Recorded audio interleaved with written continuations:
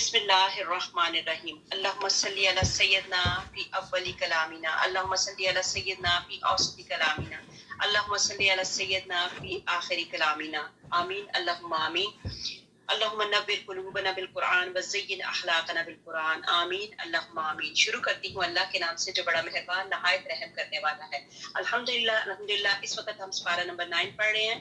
سپارہ number 9 کی سورت number 7 سورت الاعراف اور اس کی آیت نمبر 164 پڑھیں گی۔ آیت نمبر 164 پڑھیں گے انشاءاللہ تعالی۔ بسم اللہ الرحمن الرحیم۔ اور جب کہ ان میں سے ایک جماعت نے یوں کہا کہ ایسے لوگوں کو کیوں نصیحت کیے جاتے ہو جن کو اللہ بالکل ہلاک کرنے والے ہیں یا ان کو سخت سزا دینے والے ہیں، انہوں نے جواب دیا کہ تمہارے رب کے روبرو عذر کرنے کے لیے اور اس لیے شاید یہ ڈر جائیں۔ سو جب اس امر کے تارک ہی رہے جو ان کو سمجھایا جاتا تھا تو ہم نے ان لوگوں کو تو بچا لیا جو اس بری بات سے منع کیا کرتے تھے، اور ان لوگوں کو جو کہ زیادتی کیا کرتے تھے ایک سخت عذاب میں پکڑ لیا بوجہ اس کے کہ وہ بے حکمی کیا کرتے تھے۔ یعنی جب وہ جس کام سے ان کو منع کیا گیا تھا اس میں حد سے نکل گئے تو ہم نے ان کو کہہ دیا کہ تم بندر ذلیل ہو جاؤ۔ یہ ان کی بات بتائی جا رہی ہے، اصحاب سبت کی بات بتائی جا رہی ہے۔ اصحاب سبت کون تھے؟ آپ کو بتایا تھا مچھلیوں والا واقعہ، تو انشاءاللہ تعالیٰ تھوڑا سا پھر بات کر دیتے ہیں کہ اللہ سبحانہ تعالیٰ کے حکم سے ان کو منع کیا گیا تھا کہ اس دن جو ہے آپ نے مچھلی کا شکار نہیں کرنا، لیکن آپ کو پتہ ہے نا کہ برائی میں بھی اٹریکشن ہوتی ہے، جس چیز سے منع کیا جائے اس میں زیادہ اٹریکشن آتی ہے۔ لیکن یہاں پہ ان لوگوں نے کیا کیا، اللہ تعالیٰ کے حکم سے کیا ہوا کہ مچھلیاں اس دن اور بھی زیادہ اوپر امڑ امڑ کے آتی تھی۔ اب لیکن دوسرے دنوں میں وہ جب مچھلی کو شکار کرنے کے لیے جاتے تھے تو مچھلی کا شکار ان کے لیے بڑا مشکل ہو جاتا تھا، وہ بڑی مشکل سے بڑا ٹائم لگا کے تو ان کو محنت کرنا پڑتی تھی، بڑی محنت کے بعد آتی تھی۔ یہ اللہ تعالیٰ کا ایک ٹیسٹ تھا، یہ اللہ تعالیٰ کا امتحان تھا ان کے لیے۔ تو اسی طرح میری بہنوں، یہ جو قرآن پاک کی ہمارے پاس آیات آتی ہیں یہ ساری بار بار اللہ تعالیٰ کی بار ریپیٹ کر رہے ہیں، اس لیے کہ اس سے ہمیں نصیحت ملے، اس سے ہمیں وصیت ملے کہ ہماری زندگیوں میں بھی بہت سارے ایسے مسئلے مسائل آتے ہیں کہ کچھ چیزیں اللہ تعالیٰ نے کہا یہ کرو، ٹھیک ہے، وہ تو اپنی آنکھیں بند کر کے بسم اللہ کر کے کرنا شروع کر دو، چاہے اس کے لیے مشکل لگتی ہے چاہے اس کے لیے آسانی ہے۔ لیکن اللہ سبحانہ تعالیٰ اپنا کہنے ماننے والوں کے لیے اللہ تعالیٰ خود بہت آسانیاں کر دیتے ہیں، لیکن ایک مرتبہ اللہ کی طرف اپنی روح، اپنے چہرے، اپنے منہ، اپنے جسموں کو اللہ کی طرف کر کے تو دیکھو، یہ دوبارہ وقت نہیں آئے گا۔ میری بہنوں، آج میرے پاس اور آپ کے پاس جو یہ لمحے ہیں اتنے قیمتی لمحے ہیں، اور آگے انشاءاللہ تعالی رمضان کا مہینہ آنا ہے، وہ اس سے بھی زیادہ قیمتی مہینہ ہے۔ اس کا ایک ایک لمحہ ابھی سے آپ نے اپنی تیاری کر لینی ہے، اگر گھروں کی صفائیاں کرنی ہے یا کوئی معاملے وغیرہ کچھ بھی کرنے ہیں، کسی کی تیمارداری کرنی ہے، یا کوئی، یہ نہیں ہے کہ آپ لوگ سموسے پکوڑوں سے اپنے گھروں کو بھر لو، وہ ہم لوگوں نے غلط اپنے ذہن میں رکھا ہوا ہے۔ بچوں سے پوچھا جاتا ہے رمضان کا کیا مطلب ہے، رمضان میں کیا ہوتا ہے، تو بچے آگے سے یہ جواب دیتے ہیں ہمارے پکوڑے بنتے ہیں، سموسے بنتے ہیں، اس طرح کی چیزیں بنتی ہیں۔ لیکن صحیح بات ہے کہ یہ لمحے ہمارے لیے دوبارہ پتہ نہیں اگلے سال آئیں کہ نہ آئیں۔ ابھی بھی ہمیں نہیں پتا کہ ہم رمضان کے مہینے میں جا سکتے ہیں کہ نہیں جا سکتے۔ اللہ سبحانہ تعالیٰ ہمیں زندگی کی مہلت دیتے ہیں کہ نہیں دیتے، واللہ اعلم۔ اللہ سبحانہ تعالیٰ مجھے اور آپ کو جتنا زندگی کے لمحے دے رہے ہیں، اللہ سبحانہ تعالیٰ سے دعا کرتے ہیں کہ اللہ سبحانہ تعالیٰ اس ایک ایک لمحے کی ہمیں قدر کرنے کی توفیق عطا فرما دے۔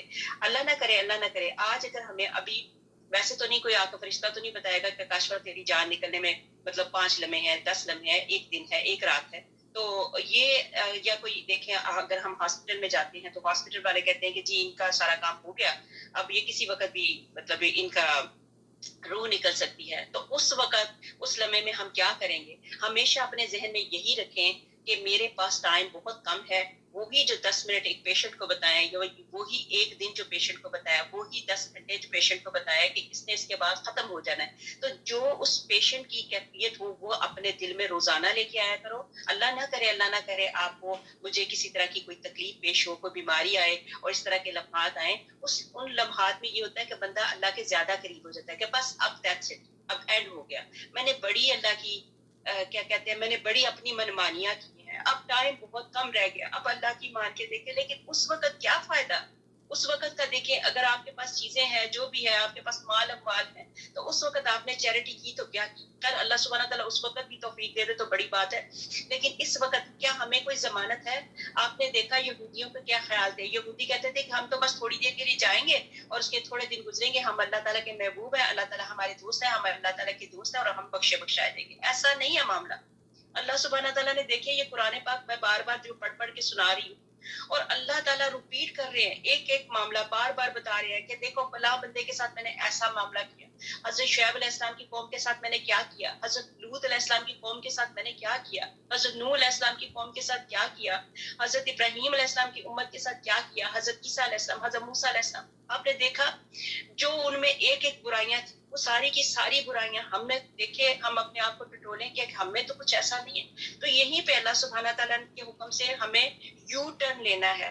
قرآن پاک کا فائدہ ہی یہ ہوگا، دوہرا قرآن کا فائدہ ہی یہ ہوگا کہ ہم اپنی زندگیوں کے یو ٹرن لیں. ہمارا ٹرن جو ہو وہ اللہ اور اللہ کے نبی پاک حضرت محمد مصطفیٰ صلی اللہ علیہ وسلم کے کہنے کے مطابق اللہ ہمیں زندگیاں گزارنے کی طرف ہمیں توفیق عطا فرمائے. اللہ ہمارے ٹرن جو ہے سیدھا سیدھا اللہ کی طرف، سیدھا سیدھا جنت کی طرف جائے. اللہ ہماری انگلیوں کو پکڑ کے ہمیں جنت کی طرف لے جائے اس قرآن پاک کے ذریعے. آپ کو پہلے بھی بتایا کہ قرآن پاک راستہ ہے جنت کا، اس میں ساری ڈائریکشن بتا دی ہے کہ ہم جنت میں کیسے جائیں گے. تو میری بہنوں وقت بڑا کم ہے، بہت کم ہے. سمجھے کہ اب ہمارے پاس واک کرنے کا وقت نہیں ہے، اب ہم نے دوڑنا ہے، بھاگنا ہے. کس کی طرف؟ اللہ کی طرف، اللہ کی رضا کی طرف. اللہ سبحانہ تعالیٰ سے دعا کرتے ہیں کہ اللہ سبحانہ تعالیٰ آپ ہم سے راضی ہو جائیے.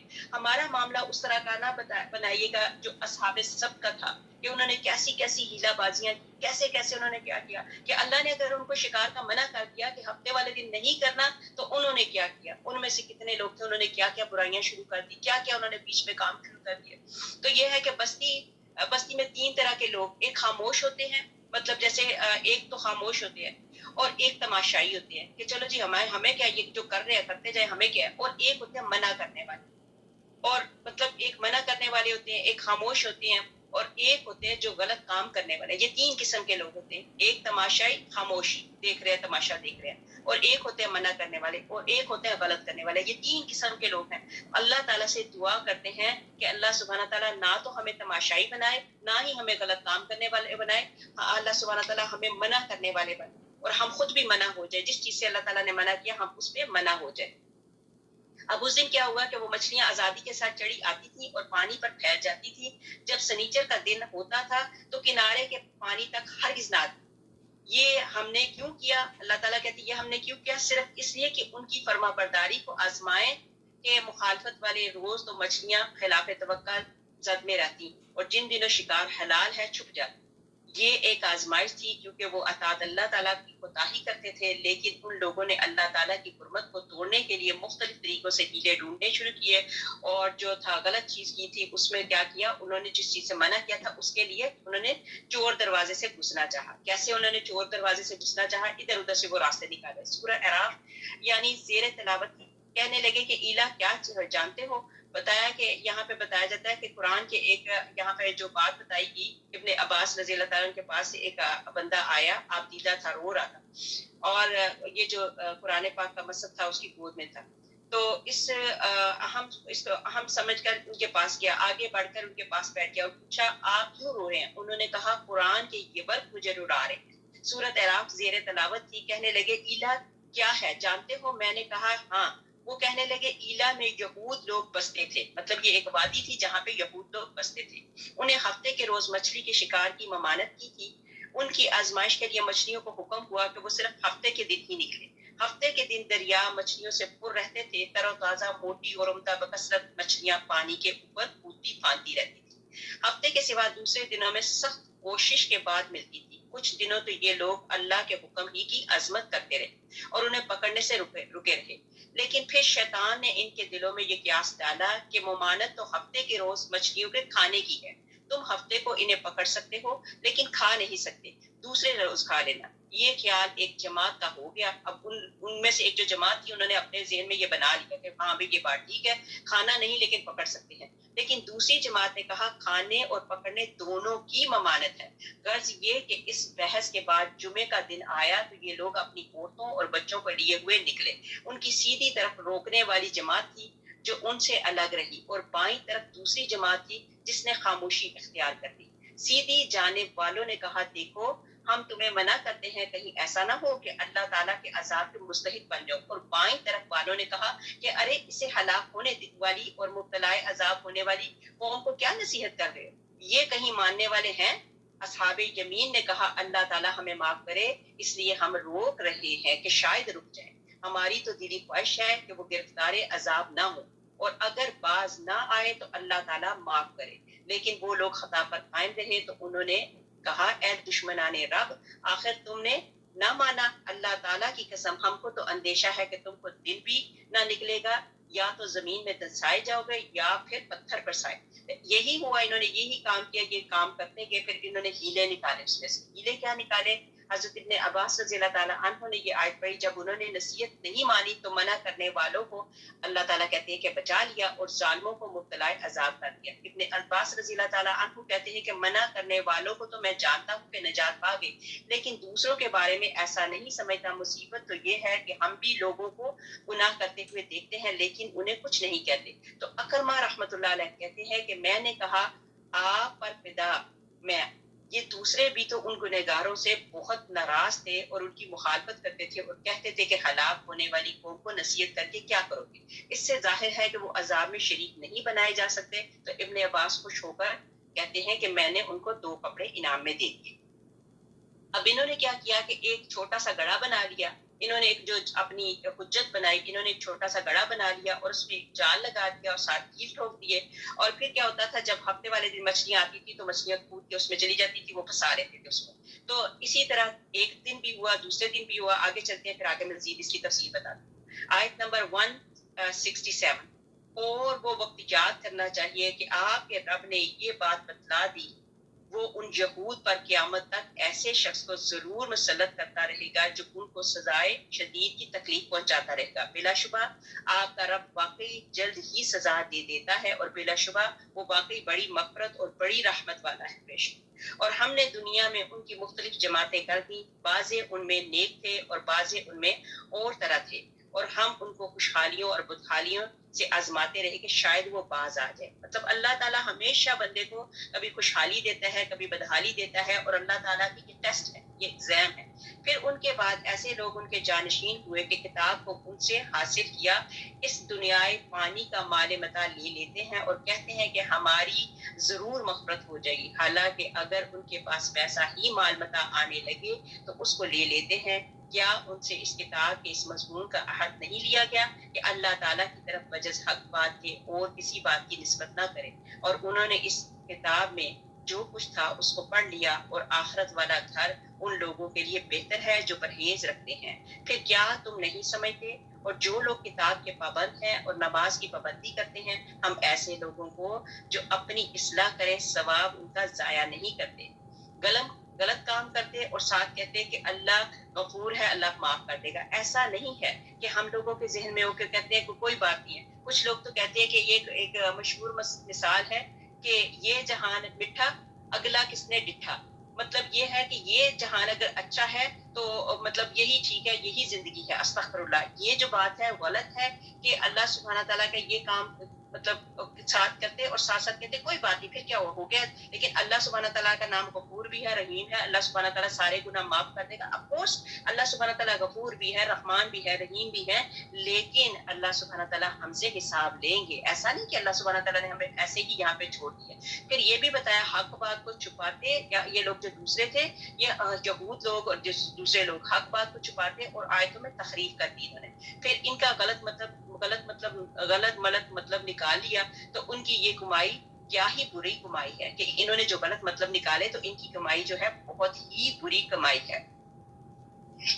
اس بنی اسرائیل میں اچھے لوگ بھی ہیں اور وہ بھی ہیں جو اچھے نہیں، جیسا کہ جن کہتے تھے کہ ہم میں صالح جن بھی ہیں اور غیر صالح بھی ہمارے بھی مختلف فرقے ہوتے ہیں۔ جیسے انسانوں کے مختلف فرقے ہیں، اسی طرح جنات کے بھی ہیں، اور جنات میں بھی ایسی ہی چیزیں، کچھ نیک جن ہیں اور کچھ برے جن ہیں۔ یہ نہیں ہے کہ ہم نے شیطان کا نام سن لیا تو وہ جن تھا تو اس طرح تھا کہ سارے کے سارے شیطان ہی ہو گئے۔ کچھ لوگوں نے، کچھ جنات نے نبی پاک حضرت محمد مصطفیٰ صلی اللہ علیہ وسلم سے قرآن پاک سنا اور وہ انہوں نے جا کے اپنے لوگوں کو بتایا، اور ان میں سے کتنے ہی جنچے تھے ایمان لے آئے۔ آگے ہمارے پاس آ گئی آیت نمبر 171، اور وہ وقت بھی قابل ذکر ہے جب ہم نے پہاڑ کو اٹھا کر چھت کی طرح ان کے اوپر معلق کر دیا اور ان کو یقین ہوا کہ اب ان پر گرا، اور کہا کہ قبول کرو جو کتاب ہم نے تم کو دی ہے مضبوطی کے ساتھ، اور یاد رکھو جو احکام اس میں ہے جس سے توقع ہے کہ متقی بن جاؤ۔ اب پہاڑ ان کے ساتھ، اب پھر اللہ سبحانہ تعالیٰ نے ہمارا جو رخ ہے وہ دوسرے طرف پھر لگا دیا کہ وہ جو بنی اسرائیل کے سروں پر پہاڑ اور ان کا رویہ کیا ہوا۔ اب یہ ہے کہ اس پہاڑ کو فرشتوں نے ان کے سروں پر لا کھڑا کر دیا۔ پہلے وہ وعدے کرتے تھے نہیں ہم اب اچھے بن جائیں گے، انسان بن جائیں گے، انسان بن جائیں گے، لیکن وہ پھر بگڑ جاتے تھے، اپنی باتیں مطلب اپنے باتوں سے پھر جاتے تھے۔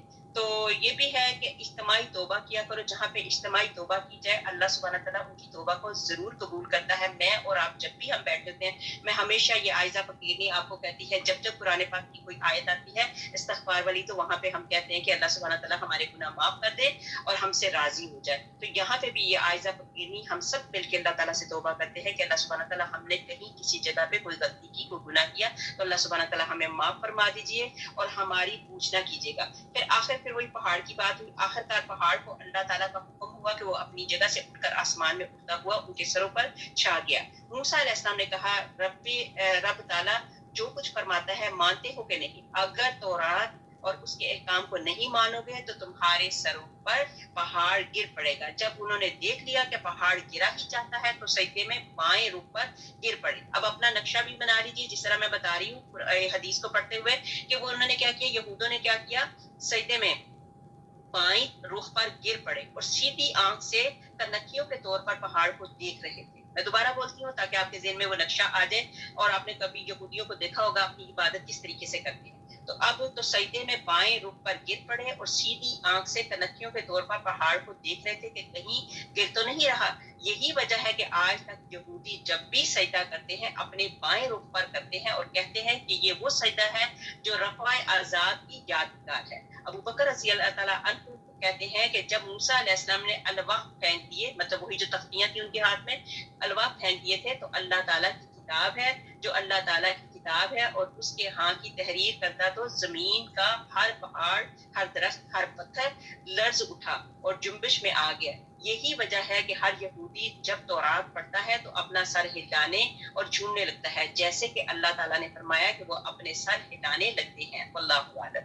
آپ نے دیکھا ہوگا یہودی جب عبادت کرتے ہیں وہ اپنی دیوار کے سامنے، آپ نے شاید دیکھا ہوگا، آپ کو یہ منظر نظر آیا ہوگا ان کا، وہ ان کی عبادت کرتے وقت وہ اپنے سر کو ہلاتے ہلاتے وہ اپنی عبادت کرتے ہیں۔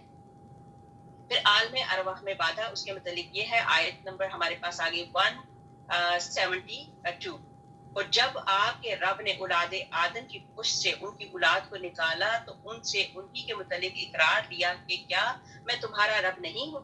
اب جب اللہ سبحانہ تعالیٰ نے حضرت آدم کی پشت سے اولادوں کو نکالا، جب اولادیں نکلی تو کیا ہوا کہ اللہ سبحانہ تعالیٰ نے ایک مطلب اتنی زیادہ اولاد تھی عرفات کے میدان میں، اور اولاد آدم کو بکھیر کر عہد دیا اور چیونٹیوں کی شکل میں وہ بکھیر دی، مطلب جتنی روحیں تھی، جتنی آدم کی اولاد تھی، چیونٹی کی شکل میں اللہ تعالیٰ نے بکھیر دیا۔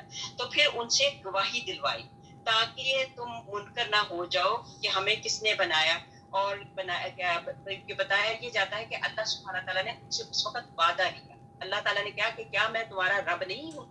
سب نے جواب دیا کیوں نہیں، بالا مطلب کیوں نہیں، ہم سب گواہ بنتے ہیں تاکہ تم لوگ قیامت کے روز یوں نہ کہنے لگو کہ ہم تو اس سے محض بے خبر تھے۔ یہاں پہ اللہ تعالیٰ نے گواہی دی، اور یہ نہ کہو کہ ہم تو اس سے بے خبر تھے، یا یوں کہنے لگو کہ شرک تو ہمارے بڑوں نے کیا اور ہم ان کے بعد ان کی نسل میں ہوئے، سو کیا ان غلط راہ والوں کے فعل پر آپ ہم کو ہلاکت میں ڈال دیتے ہیں۔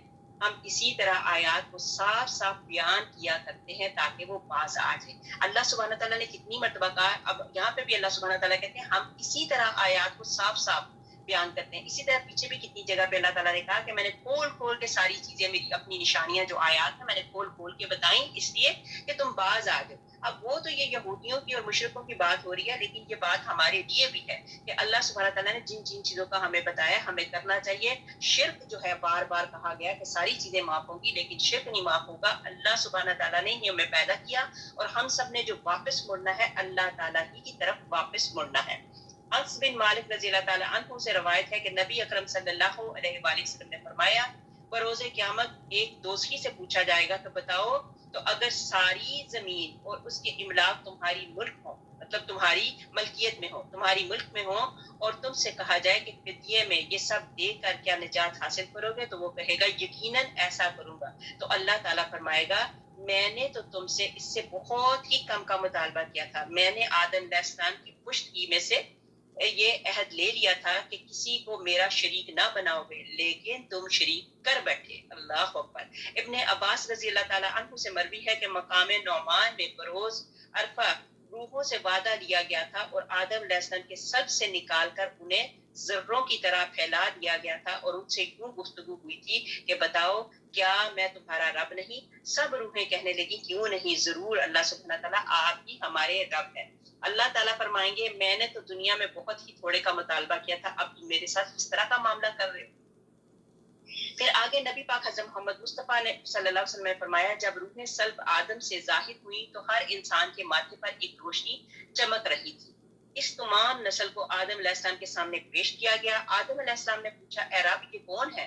فرمایا گیا یہ سب تمہاری نسل ہے۔ ایک شخص کے چہرے پر بہت زیادہ روشنی تھی، پوچھا رب یہ کون ہے؟ اللہ تعالیٰ نے فرمایا کہ ایک عرصہ دراز کے بعد تمہاری نسل سے ایک شخص پیدا ہوگا جس کو داؤد علیہ السلام کہیں گے۔ آدم علیہ السلام نے پوچھا یا رب اس کی کیا عمر ہوگی؟ کہا 60 برس۔ تو آدم علیہ السلام نے کہا یا رب میں نے اپنی عمر میں سے 40 سال اس کو دے دیے، لیکن جب حضرت آدم علیہ السلام کی عمر ختم ہو گئی، ملک الموت آئے، تو آدم علیہ السلام نے کہا ابھی سے کیوں آ گئے ہو؟ ابھی تو 40 سال میری عمر کے باقی ہیں۔ تو کہا گیا کہ یہ 40 سال کیا تم نے اپنے بیٹے داؤد کو نہیں دے دیے تھے؟ تو حضرت آدم علیہ السلام نے انکار کیا، چنانچہ ان کی نسل میں بھی انکار کی خو پڑ گئی، اور چونکہ حضرت آدم علیہ السلام بھول گئے تھے اس لیے بھول چوک بھی اولاد آدم کی خصلت بن گئی، اور آدم علیہ السلام سے چونکہ خطا سرزد ہو گئی تھی اس لیے خطا کرنا بھی اولاد آدم کی فطرت ہے۔ یہ ہمیں حدیث ملی اور اس کا میں نے آپ کو انشاءاللہ تعالیٰ یہ بتا دیا۔ اللہ سبحانہ تعالیٰ اس میں آپ کو یہ بھی بتایا گیا تھا کہ وہ اس وقت لکھوایا گیا تھا جب ہمارا سورہ بقرہ چل رہی تھی، اس میں بتایا گیا تھا کہ انسان جو ہے وہ بھول جاتا ہے، اور اس میں ایک بہت بڑی آیت بتائی گئی تھی، اس میں بتایا گیا تھا کہ جب بھی اپنے معاملات کرو تو لکھ لیا کرو، تو یہ اس وقت فرشتوں نے لکھ لیا تھا، تو لہٰذا آپ کو پھر دوبارہ یہ آیزہ بتائے گی کہ جب بھی کوئی معاملہ کیا کرو، لین دین کا کچھ بھی معاملہ ہو تو لکھ لیا کرو تاکہ انسان بھول نہ جائے، انسان جو ہے بھول جاتا ہے۔ آیت نمبر 175 اور ان لوگوں کو اس شخص کا حال پڑھ کر سنائیے کہ اس کو ہم نے اپنی آیتیں دی، پھر وہ ان سے بالکل ہی نکل گیا، پھر شیطان اس کے پیچھے لگ گیا، سو وہ گمراہ لوگوں میں داخل ہو گیا، اور اگر ہم چاہتے تو اس کو ان آیتوں کی بدولت بلند مرتبے کر دیتے، لیکن وہ تو دنیا کی طرف مائل ہو گیا اور اپنی نفسانی خواہش کی پیروی کرنے لگا، سو اس کی حالت کتے کسی ہو گئی۔ اب یہاں پہ باقاعدہ قرآن پاک میں یہ لفظ لکھا ہوا ہے کمثل الکلب، مطلب سو اس کی حالت کتے کسی ہو گئی کہ اگر تو وہ اس پر حملہ کرے تب بھی ہانپے اور اس کو چھوڑ دے تب بھی ہانپے۔ یہی حالت ان لوگوں کی ہے جنہوں نے ہماری آیتوں کو جھٹلایا، سو آپ اس حال کو بیان کر دیجئے، شاید وہ لوگ کچھ سوچیں۔ ان لوگوں کی حالت بھی بری حالت ہے جو ہماری آیات کو جھٹلاتے ہیں اور وہ اپنا نقصان کرتے ہیں۔ یہ واقعہ جو ہے ایک بلعام ایک شخص تھا، اس کے سپیلنگ ہے با لام عین الف بلعامین، بلعام۔ یہ اس کا ذکر قرآن پاک میں بھی بتایا گیا کہ یہ اسی کی مثال بتائی جا رہی ہے۔ بلعام کا ذکر قرآن پاک میں ہو رہا ہے کہ ہم نے اس کو اپنی آیتیں یعنی کرامتیں بخشی۔ اب یہ بلعام شخص جو تھا اس کی دعائیں بڑی قبول ہوتی تھی، ٹھیک ہے، اور اللہ تعالیٰ نے اس کو یہ نعمت دی تھی، لیکن وہ ان سے ہٹ گیا، یعنی ان سے محروم رہا۔ اللہ تعالیٰ نے اس کو 3 دعاؤں کا حق دیا تھا کہ قبول ہوں گی۔ ایک عورت اور ایک لڑکا اس کا تھا۔ اس کی عورت نے کہا ایک دعا میرے حق میں حاصل کر دو۔ اب یہ کیا کیا ہوا کہ اللہ تعالیٰ نے اس کو حکم دیا کہ میں تمہاری 3 دعائیں قبول کروں گا، 3 خاص دعائیں کر دو۔ اب اس کی ایک عورت تھی، مطلب ایک بیوی تھی اور ایک بیٹا تھا۔ اب بیوی کی خواہش تھی تو بیوی نے کہا کہ تم ایسے کرو کہ تم اللہ تعالیٰ سے دعا کرو کہ سارے بنی اسرائیل میں مجھ سے زیادہ کوئی حسین عورت نہ ہو۔ اس نے اللہ تعالیٰ سے دعا کی اور وہ حسین ترین عورت بن گئی۔ جب عورت نے یہ محسوس کر لیا کہ اس جیسی حسین اب کوئی عورت دنیا میں ہے ہی نہیں، تو شوہر سے بے پرواہ اور بے رغبت بن گئی، اس کے خیالات اور اعمال کچھ اور ہی ہو گئے۔ تو بلعام نے دعا کی کہ وہ کتیا بن جائے، اللہ اکبر، چنانچہ وہ کتیا بن گئی۔ 2 دعائیں ختم ہو گئی۔ اب پہلی دعا اس نے کہا خوبصورتی کی، پھر دوسری دعا کی کہ یہ کتیا بن جائے۔ اب اس کے لڑکے نے آ کر کہا کہ بابا یہ مجھے اچھا نہیں لگ رہا کہ ہماری ماں اس طرح ہے اور لوگ مجھے آج دلا رہے ہیں، تو آپ دعا کریں کہ یہ پہلی والی حالت میں ہو جائے. تو لہٰذا بلعام نے پھر دعا کی, تیسری دعا, مطلب 3 دعاؤں کو جو اس کو حق دیا گیا تھا, تینوں دعائیں اس نے اس طریقے سے کی, اور پھر اس کے بعد اس کی جو بیوی ہے واپس اپنی پہلی حالت میں ہی آ گئی. یہ بھی بتایا گیا کہ دنیا کو دل میں نہ رکھو. اب دنیا کو ہم نے دل میں نہیں رکھنا. دنیا کو دل میں نہ رکھو. جیسے کشتی پانی پر چلے گی مگر پانی اندر چلا گیا تو ڈوب گئی. یہی جو دنیا ہے, جیسے کشتی کی مثال دی ہے, کشتی کے اندر اگر پانی چلا گیا تو ظاہری بات ہے کشتی تو ڈوب جائے گی. تو اب یہ ہے کہ دنیا کی مثال اسی طرح بتائے گی. اس کے علاوہ موسیٰ علیہ السلام اور اس کے لشکر کے لیے بدعا کر, یہاں پہ ایک اور بھی اس کے متعلق بتایا گیا کہ اس کو کہا گیا, بلعام کو کہا گیا, لوگوں نے آگے کہا کہ آپ ایسے کریں, موسیٰ علیہ السلام اور اس کے لشکر کے لیے بدعا کریں. اب یہ جب بھی موسیٰ علیہ السلام اور ان کے لشکر کے لیے دعا کرنے لگتا تو اللہ سبحانہ تعالیٰ کی طرف سے اس کے منہ سے الفاظ یہ کچھ نکالتا تھا, وہ بجائے موسیٰ علیہ السلام کے لشکر کے لیے دعا کے اس کے منہ سے وہ کیا کہتے ہیں ان کے لیے دعا اور اپنے لوگوں کے لیے بددعا نکلتی تھی. تو یہی بلعام کا یہ کافی آگے کافی لمبا واقعہ ہے. پھر اس کے بعد اس کی جو دعائیں ہیں قبول ہونا بند ہو گئی چونکہ یہ غلط اس کام میں لگ گیا. آیت نمبر 178, یہاں پہ اب ہم سپارہ نمبر 9 پڑھ رہے ہیں, سورۃ الاعراف پڑھ رہے ہیں, اور سورۃ نمبر 7 پڑھ رہے ہیں, آیت نمبر 178 پڑھ رہے ہیں. جس کو اللہ تعالیٰ ہدایت کرتا ہے سو ہدایت پانے والا وہی ہوتا ہے, اور جس کو وہ گمراہ کر دے سو ایسے ہی لوگ خسارے میں پڑ جاتے ہیں. اللہ تعالیٰ سے دعا کرتے ہیں کہ اللہ سبحانہ تعالیٰ ہمیں ہدایت والے راستے پہ لے چل, اللہ سبحانہ تعالیٰ ہمیں گمراہ نہ کرنا. ایاک نعبد و ایاک نستعین اہدنا الصراط المستقیم, اہدنا الصراط المستقیم, اہدنا الصراط المستقیم. اللہ سے دعا ہے کہ اللہ سبحانہ تعالیٰ ہمیں وہ مستقیم سیدھا راستہ جو ہے اس پہ چلا دے. آمین اللہم آمین. اور ہم نے ایسے بہت سے جن اور انسان دوزخ کے لیے پیدا کیے ہیں جن کے دل ایسے ہیں جن سے نہیں سمجھتے, اور جن کی آنکھیں ایسی ہیں جن سے نہیں دیکھتے, اور جن کے کان ایسے ہیں جن سے نہیں سنتے. یہ لوگ چوپایوں کی طرح ہیں بلکہ یہ لوگ زیادہ بے راہ ہیں, یہ لوگ غافل ہیں. کہ اللہ سبحانہ تعالیٰ نے ہمیں آنکھیں دیں, کان دیے, اور ہمارے یہ جو ہمیں اللہ تعالیٰ نے یہ چیزیں دی, جس چیز کو دیکھنا چاہیے ہم اس چیز کو نہیں دیکھتے, جس چیز کو نہیں دیکھنا چاہیے وہ دیکھتے ہیں. آنکھیں ہیں مگر دیکھ نہیں سکتے, کان ہیں مگر سن نہیں سکتے. جیسے ایک کتا ہے, گاڑی آئی اور کیا کیا, مجھے کتے کو یہی پتا ہے کہ بس مجھے بچنا ہے. تو انسان بھی ایسا ہی ہے کہ حیوان کی طرح کھایا پیا چلے گئے. سنا وہ جو دل سے بات تو یہ ہے کہ سنا وہ جو دل سے سنا ہے, دیکھنا وہ جو دل سے دیکھنا ہو. تو اللہ سبحانہ تعالیٰ ہمارے دل کی آنکھیں کھول دے. ہدایت اور گمراہی اللہ کے اختیار میں ہے. اللہ سبحانہ تعالیٰ جسے چاہے ہدایت دیتا ہے, جسے چاہے گمراہ کر دیتا ہے. اللہ تعالیٰ سے دعا کرتے ہیں کہ اللہ سبحانہ تعالیٰ ہمیں گمراہی والے راستے سے بچا لے. غفلت والی زندگی ہلاکت کی زندگی ہے.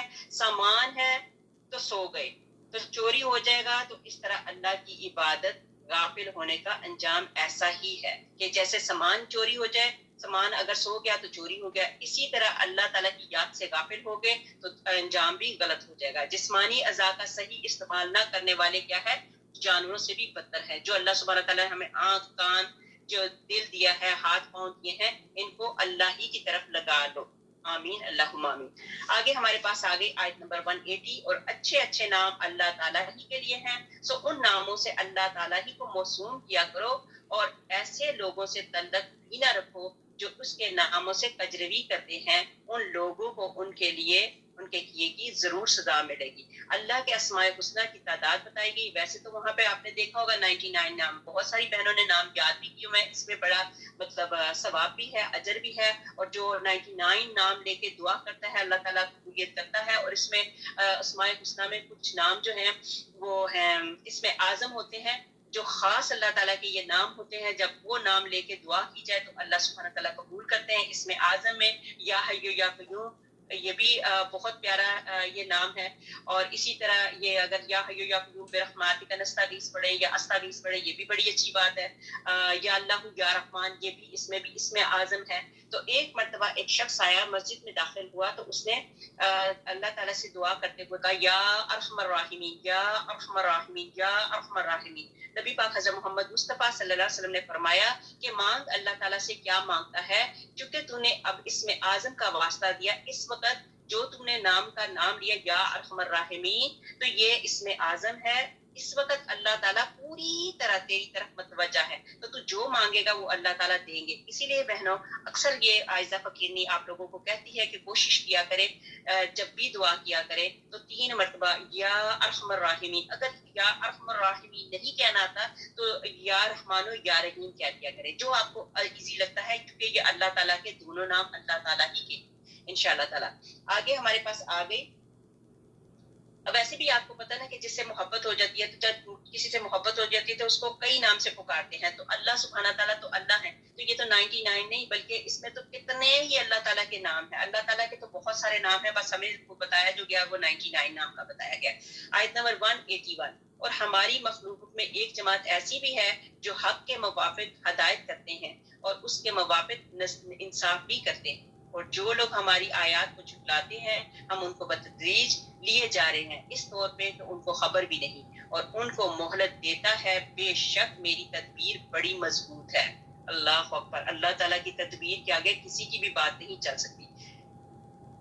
نبی اکرم صلی اللہ علیہ وسلم نے فرمایا میری امت میں سے ایک قوم حق پر قائم رہے گی حتیٰ کہ عیسیٰ علیہ السلام نزول فرمائیں گے. آپ کو پتہ ہے جیسے اب نبی پاک حضرت محمد مصطفیٰ صلی اللہ علیہ وسلم کے بعد تو نہ کوئی نبی نے آنا ہے نہ ہی کوئی آئے گا، لیکن عیسیٰ علیہ السلام جب اللہ تعالیٰ کے حکم سے واپس آئیں گے تو وہ نبی پاک حضرت محمد مصطفیٰ صلی اللہ علیہ وسلم کے امتی بن کے آئیں گے، نہ کہ ایک نبی بن کے آئیں گے. پھر کثرت رزق باعث وبال بھی ہو جاتی ہے. یہ اس وقت ایسا بھی ہوتا ہے کہ کبھی کبھی اللہ سبحانہ تعالیٰ اتنی ڈیل دے دیتے ہیں، اتنی ڈیل دیتے ہیں، تو یہ اللہ تعالیٰ کی حکمت ہے. پھر اس میں اس کی بندے کی آزمائش بھی ہوتی ہے. آیت نمبر 184. کیا ان لوگوں نے اس بات پر غور نہ کیا کہ ان کا جن سے سابقہ ہے ان کو ذرا بھی جنون نہیں، وہ تو صرف ایک صاف صاف ڈرانے والے ہیں. اور کیا ان لوگوں نے غور نہیں کیا کہ آسمانوں اور زمین کے عالم میں اور دوسری چیزوں میں جو اللہ تعالیٰ نے پیدا کی ہے، اور اس بات میں کہ ممکن ہے کہ ان کی اجل قریب ہی آ پہنچی ہو، پھر قرآن کے بعد کون سی بات پر یہ لوگ ایمان لائیں گے؟ نبی پاک حضرت محمد مصطفیٰ صلی اللہ علیہ وآلہ وسلم اللہ کے سچے رسول ہیں. نبی اکرم صلی اللہ علیہ وآلہ وسلم صفا پہاڑی پر چڑھ گئے، قریش کو جمع کیا اور ایک ایک قبیلے کا نام لے کر بلانے لگے. پھر اللہ تعالیٰ کے عذاب اور حادثات متوقع سے انہیں ڈرایا تو بعض بیوقوف کہنے لگے کہ یہ تو کچھ دیوانے سے معلوم ہوتے ہیں. استغفر اللہ معاذ اللہ، انہوں نے یہ اس طرح کی باتیں کی. تو پھر اللہ تعالیٰ کی طرف سے یہ آیت تھی جو ابھی میں نے پڑھی. پھر آگے بتایا شب معراج میں یہ ابو ہریرہ رضی اللہ تعالیٰ عنہ سے روایت ہے کہ نبی پاک صلی اللہ علیہ وسلم نے فرمایا شب معراج میں میں نے دیکھا کہ آسمان ہفتم تک جب میں پہنچا تو اوپر نظر کی تو رات برق دیکھے، اور ایسی قوم پر سے میرا گزر ہوا جن کے پیٹ مٹکوں کی طرح پھولے ہوئے تھے، ان میں سانپ بھرے ہوئے تھے جو باہر بھی دکھائی دے رہے تھے. میں نے جبرائیل علیہ السلام سے پوچھا تو انہوں نے بتایا کہ یہ سود کھانے والے لوگ ہیں. اور جب اس پہلے آسمان پر اترا تو میں نے اپنے سے نیچے کی طرف نظر ڈالی تو ایک دھند اور دھواں تھا اور شور و غوغا برپا تھا. میں نے پوچھا اے جبریل یہ کیا ہے؟ تو کہا یہ وہ شیاطین ہیں جو انسانوں کی آنکھوں کے سامنے گھومتے رہتے ہیں اور آڑ بن جاتے ہیں تاکہ ارض و سما کے ملکوت میں انسان نظر ہی نہ آ سکے. اگر یہ حائل نہ ہوتے تو انسان آسمان کی عجیب عجیب باتیں دیکھتا. واللہ عالم. جس سے آگے پھر بتایا گیا آیت نمبر 186. جس کو اللہ تعالیٰ گمراہ کرے اس کو کوئی راہ پر نہیں لا سکتا. ابھی تھوڑی دیر پہلے اسی طرح کی آیت گزری. اب پھر اللہ تعالیٰ کہتا ہے جس کو اللہ تعالیٰ گمراہ کرے اس کو کوئی راہ پر نہیں لا سکتا، اور اللہ تعالیٰ ان کو ان کی گمراہی میں بھٹکتے ہوئے چھوڑ دیتا ہے. یہ لوگ آپ سے قیامت کے متعلق سوال کرتے ہیں اس کا وقوع کب ہوگا؟ آپ فرما دیجئے کہ اس کا علم صرف میرے رب ہی کے پاس ہے. اس کے وقت پر اس کو سوا اللہ تعالیٰ کے کوئی اور ظاہر نہ کرے گا، اور وہ آسمانوں اور زمین میں بڑا بھاری حادثہ ہوگا، وہ تم پر محض اچانک آ پڑے گی. استغفر اللہ. وہ آپ سے اس طرح پوچھتے ہیں جیسے گویا آپ اس کی تحقیقات کر چکے ہیں. آپ فرما دیجئے کہ اس کا علم خاص اللہ تعالیٰ کے پاس ہے، لیکن اکثر لوگ نہیں جانتے. اب نبی پاک حضرت محمد مصطفیٰ صلی اللہ علیہ وسلم کو اللہ تعالیٰ نے بتایا کہ لوگ آپ سے پوچھیں تو اس کا علم تو صرف اللہ تعالیٰ کے پاس ہی ہے کہ قیامت کب آئے گی اور کیا ہوگا. جسے اللہ تعالیٰ گمراہ کر دے اسے کوئی ہدایت نہیں دے سکتا. پھر قیامت کی کچھ نشانیاں بتائی گئی، جیسے آج تک فقیر نے پہلے بھی بتایا کہ قیامت کے بارے میں نبی پاک حضرت محمد مصطفیٰ صلی اللہ علیہ وسلم سے انہوں نے سوالات کیے کہ قیامت کب ہوگی، کیسی ہوگی، کیا ہوگا. ایک روایت میں ہے کہ جبرائیل علیہ السلام نے بشکل عرابی میں نشانیاں پوچھی. اب دیکھیں نبی پاک حضرت محمد مصطفیٰ صلی اللہ علیہ وسلم کے پاس ایک مرتبہ جبرائیل علیہ السلام نے کیا کیا, ایک عرابی کی شکل میں مطلب انہی کے بھیس میں آئے اور آ کے نبی پاک حضرت محمد مصطفیٰ سے پوچھا کہ قیامت کی نشانیاں کیا ہیں. تو آپ نے نشانیاں بتا دی. پھر آپ صلی اللہ علیہ وسلم نے فرمایا کہ 5 چیزوں کا علم اللہ تعالیٰ کے سوا کوئی نہیں رکھتا. حضور پاک صلی اللہ علیہ وسلم کے ہر جواب پر وہ عرابی کہتا گیا کہ آپ صحیح فرما رہے ہیں, گویا کہ وہ جانتا تھا اور بات کی صداقت کا اعتراف کر رہا ہے. اس انداز تصدیق پر صحابہ رضی اللہ تعالیٰ عنہم کو بہت تعجب ہوا اور کہا یہ کیسا سائل ہے کہ خود ہی سوال کر رہا ہے, ان کی جواب پر صادر کر رہا ہے.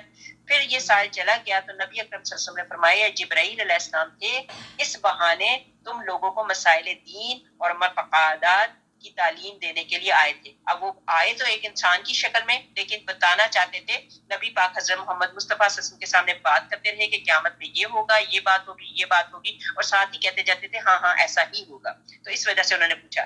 جب ایک عرابی نے آپ صلی اللہ علیہ وسلم سے پوچھا اور بلند آواز سے آپ کو پکارا یا محمد, تو آپ صلی اللہ علیہ وسلم نے بھی بلند آواز میں جواب دیا ہاں کیا ہے. تو اس نے کہا قیامت کب آنے والی ہے. تو آپ صلی اللہ علیہ وسلم نے فرمایا اے نادان, قیامت جب بھی آئے گی ضرور آئے گی, لیکن تم بتاؤ کہ اس کے لیے تم نے کیا تیاری کر رکھی ہے. کہا بڑی بڑی نمازیں اور روزے تو خیر نہیں ہو سکے, لیکن اللہ تعالیٰ اور رسول اللہ صلی اللہ علیہ وسلم سے مجھے بہت محبت اور شغف ہے. تو آپ صلی اللہ علیہ وسلم نے فرمایا آدمی قیامت میں اسی کے ساتھ رہے گا جس کو زیادہ چاہتا ہو. تو لہٰذا اس وقت میں اور آپ بھی یہ دعویٰ کرتی ہیں کہ واقعی ہمیں اللہ تعالیٰ اور اللہ تعالیٰ کے رسول پاک صلی اللہ علیہ وسلم سے بڑی محبت ہے, اور اللہ سبحانہ تعالیٰ ایسا ہی معاملہ فرمائے کہ آخری ٹائم پہ اللہ سبحانہ تعالیٰ ہمیں نبی پاک حضرت محمد مصطفیٰ صلی اللہ علیہ وسلم کے ساتھ ہی اٹھائے. آمین اللہم آمین. آگے ہمارے پاس آ گئی پارہ نمبر 9 ہے, سورۃ الاعراف ہے, سورۃ نمبر 7 آیت نمبر 188. آپ کہہ دیجئے کہ میں خود اپنی ذات خاص کے لیے کسی نفع کا اختیار نہیں رکھتا اور نہ کسی ضرر کا, مگر اتنا ہی کہ جتنا اللہ تعالیٰ نے چاہا ہو. اور اگر میں غیب کی باتیں جانتا ہوتا تو میں بہت سے منافع حاصل کر لیا کرتا اور کوئی مضرت ہی مجھ پر واقع نہ ہوتی. میں تو محض بشارت دینے والا اور ڈرانے والا ہوں ان لوگوں کو جو ایمان رکھتے ہیں. یہ اللہ تعالیٰ کی حکمتیں ہیں, اللہ تعالیٰ کی باتیں اللہ تعالیٰ ہی جانتے ہیں, لیکن جتنا اللہ سبحانہ تعالیٰ کسی کو اذن دے دے اتنا کر سکتے ہیں. اب یہاں پہ حضرت عیسیٰ علیہ السلام کے متعلق بات ہو رہی ہے کہ آپ نے فرمایا اس کا علم تو اللہ تعالیٰ کے سوا کسی کو ہے ہی نہیں, لیکن علامت یہ ہے کہ دجال نکلے گا, میرے ساتھ 2 شاخہ ہوگا اور مجھے دیکھے گا تو شیشے کی طرح پگھل جائے گا, اور اللہ تعالیٰ اس کو ہلاک کر دے گا, حتیٰ کہ شجر اور حجر بھی بول اٹھیں گے کہ اے مسلمان میری آڑ میں ایک کافر چھپا ہوا ہے اور اس کو قتل کر دے. بس اللہ تعالیٰ ان سب کافروں کو ہلاک کر دے گا. پھر لوگ اپنے شہروں اور وطنوں کو واپس لوٹ جائیں گے. ایسے وقت میں یاجوج اور ماجوج نکلیں گے, ہر گوشے میں ابل پڑیں گے, شہروں کو پامال کرتے پھریں گے, ہر چیز ان کے آنے اور پھرنے سے کیا کہتے ہیں خراب ہو جائے گی, حتیٰ کہ چشموں پر پہنچیں گے تو چشموں کو خالی کر دیں گے. لوگ میرے پاس ان کی شکایت لے کر آئیں گے, میں ان کے لیے اللہ تعالیٰ سے بددعا کروں گا, اللہ تعالیٰ ان سب یاجوج ماجوج کو ہلاک کر دے گا, حتیٰ کہ ہر جگہ کی فضا ان کی لاشوں کی سڑن بدبو سے مسموم ہو جائے گی. تو اللہ تعالیٰ بارش برسائے گا کہ پانی کا بہاؤ ان کی لاشوں کو بہا کر سمندر میں لے جا ڈالے گا. اس وقت پہاڑ اکھڑ جائیں گے, زمین پھیل جائے گی. اس وقت قیامت ایسی قریب ہوگی کہ جیسے 9 مہینے کی حاملہ کے جس کے لوگ نہیں جانتے کہ دن رات میں کسی وقت زچگی ہو جائے گی. یہ قیامت کی نشانیاں پھر چھوٹی سی مطلب چھوٹے مختصر سے طریقے سے یہ پھر دوبارہ بتائی گئی یہاں پہ, جو ہم نے کافی ڈیٹیل سے ہم نے یاجوج ماجوج کا واقعہ پڑھا, ہم نے حضرت عیسیٰ علیہ السلام کا واقعہ پڑھا, اور یہ کیا معاملے ہوں گے, دجال کا واقعہ پڑھا. یہ ہم نے ساری پہلے تفصیل ڈیٹیل پڑھ لی ہے. اب ہمارے پاس آ گئی آیت نمبر 189. وہ اللہ تعالیٰ ایسا ہے جس نے تم کو ایک تن واحد سے پیدا کیا اور اسی سے اس کا جوڑا بنایا تاکہ وہ اس اپنے جوڑے سے انس حاصل کرے. اب یہ دیکھیں کتنی خوبصورت بات ہے. واقعی اللہ تعالیٰ نے سب سے پہلے تو حضرت آدم علیہ السلام کو بنایا, پھر اس کے بعد اماں حوا کو بنایا, ان کا پھر جوڑا بنایا. دیکھیں حضرت آدم علیہ السلام جنت میں تھے, لیکن ان کا دل چاہتا تھا کہ میرے ساتھ کوئی جوڑ ہو, تو اللہ سبحانہ تعالیٰ نے حضرت آدم کی خوشی کے لیے اما حوا کو پیدا کیا. جو اگلی بات جو ہے تاکہ وہ اس اپنے جوڑے سے انس حاصل کرے. اب میاں بیوی کا جو رشتہ ہے یہ تو انس والا رشتہ ہے نا, جس مقصد کے لیے پیدا کیا گیا کہ وہ ایک دوسرے سے انس حاصل کرے. تو اللہ سبحانہ تعالیٰ جہاں کہیں میاں بیوی ہیں ان کی جو لڑائیاں نچاکیاں چل رہی ہیں اس قرآن پاک کی آیت کے صدقے ان کو آپس میں اتفاق اور محبت عطا فرمائے. جب میاں پھر آگے بتایا جاتا ہے پھر جب میاں نے بیوی سے قربت کی تو اس کو حمل رہ گیا ہلکا سا, سو وہ اس کو لیے ہوئے چلتی پھرتی رہی. پھر جب وہ بوجھل ہو گئی تو دونوں میاں بیوی اللہ تعالیٰ سے جو کہ ان کا مالک ہے دعا کرنے لگے کہ اگر آپ نے ہم کو صحیح سالم اولاد دے دی تو ہم خوب شکر گزاری کریں گے. اب دیکھیں اب کیا حالات ہیں, کسی کے گھر میں بچہ پیدا ہوتا ہے, میاں بیوی مطلب اللہ کے حکم سے حلال رشتے کے حساب سے جب بچہ پیدا ہوتا ہے تو کیا کرنا چاہیے, اللہ کا خوب شکر گزاری کرنی چاہیے, اللہ تعالیٰ کا شکر ادا کرنا چاہیے.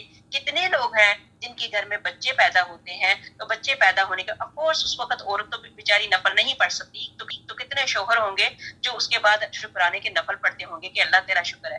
ہم لوگوں نے یہی سنا کہ وہ جی مٹھائیاں بٹ رہی ہیں, اتنے کلو ہم نے مٹھائی, ہماری فلانی بیٹی پیدا ہوئی تو ہم نے اتنا کلو مٹھائی دی, ہمارا فلانا بیٹا ہوا تو ہم نے یہ کیا, فلانا بیٹا ہوا تو کیا کسی نے ایسا بھی کیا کہ کسی نے کہا ہو کہ ہم نے اتنے نفل پڑھے, اللہ تعالیٰ نے ہمیں اتنی پیاری اولاد ایک بہت بڑا گفٹ ہے, ایک امتحان بھی ہے. لیکن یہاں پہ یہ ہے بتایا گیا کہ سالم صحیح اولاد دے دی تو ہم خوب شکر گزاری کریں گے. جب اللہ تعالیٰ نے دونوں کو صحیح سالم اولاد دے دی تو اللہ تعالیٰ کی دی ہوئی چیز میں وہ دونوں اللہ کے شریک قرار دینے لگے. اللہ پاک ہے ان کے شرک سے. یہی ہے کہ جب اللہ تعالیٰ کوئی نعمت دیتا ہے تو اس پہ اللہ تعالیٰ کا شکر ادا کرو, نہ کہ آگے اپنے اور اللہ کے درمیان میں کسی کو شریک بنا لو.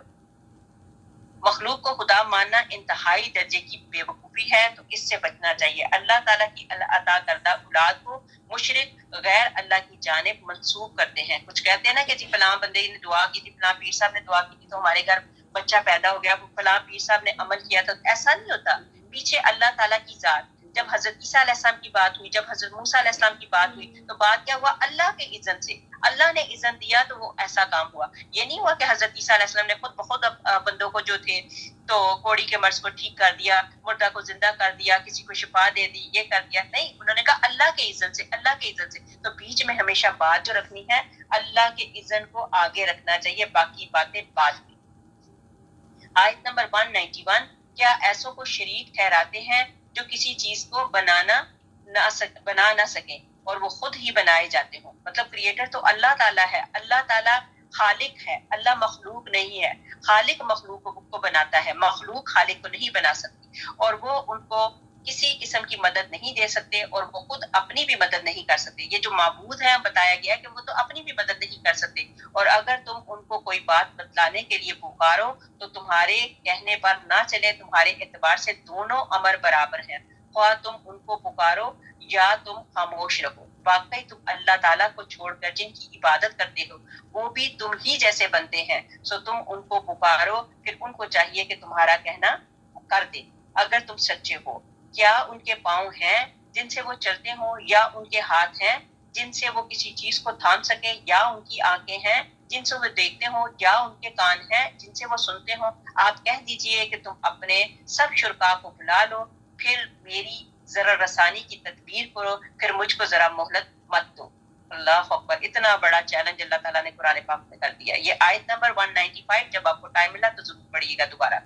یقیناً میرا مددگار اللہ تعالیٰ ہے جس نے یہ کتاب نازل فرمائی, اور وہ نیک بندوں کی مدد کرتا ہے. اور تم جن لوگوں کی اللہ تعالیٰ کو چھوڑ کر عبادت کرتے ہو وہ تمہاری کچھ مدد نہیں کر سکتے اور نہ وہ اپنی مدد کر سکتے ہیں.